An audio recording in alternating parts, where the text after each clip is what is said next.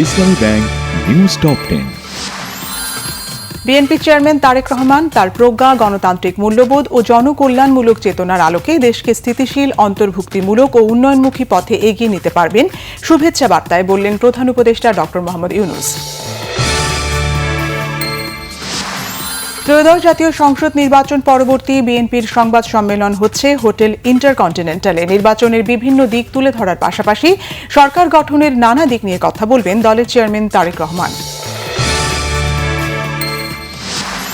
ত্রয়োদশ জাতীয় সংসদ নির্বাচনে নির্বাচিত সংসদ সদস্যদের গেজেট প্রকাশ করেছে বাংলাদেশ নির্বাচন কমিশন।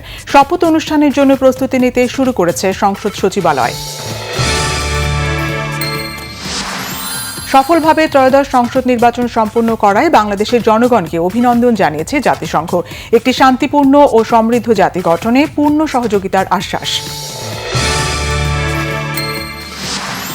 ইইউ নির্বাচন পর্যবেক্ষক মিশনের প্রধান ইভার্স ইজাবস বলেছেন, বাংলাদেশে যে ভালো নির্বাচন হতে পারে তা আবার পুনঃপ্রতিষ্ঠিত হল। পেশাদারিত্ব বজায় রেখে পক্ষপাতহীনভাবে কাজ করেছে ইসি।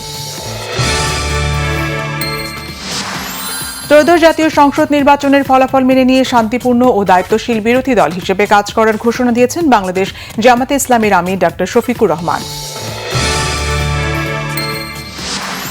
ইরানের শাসন ব্যবস্থার পরিবর্তনই সবচেয়ে ভালো সমাধান হতে পারে বলেছেন যুক্তরাষ্ট্রের প্রেসিডেন্ট ডোনাল্ড ট্রাম্প।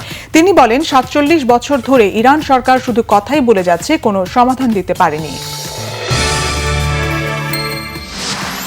টি-20 বিশ্বকাপে নেদারল্যান্ডসকে হারিয়ে চমক দেখালো যুক্তরাষ্ট্র। চেন্নাইয়ে 93 রানের বড় জয় পায় তারা।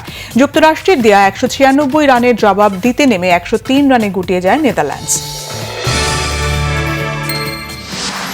পেদ্রো নেতোর হ্যাট্রিকে ইংলিশ এফএ কাপে চেলসি ৪-০তে হারিয়েছে হাল সিটিকে। এমকেএম স্টেডিয়ামে ক্যারিয়ারের প্রথম হ্যাট্রিক করে লিখলেন নতুন ইতিহাস। আজ পহেলা ফাল্গুন, শুরু হলো ঋতুরাজ বসন্ত। বাংলাদেশের মানুষের প্রিয় এই ঋতুতে বদলে যায় প্রকৃতি, ফুলে ফুলে ছেয়ে যায় দেশের বন বনানী বৃক্ষরাজি।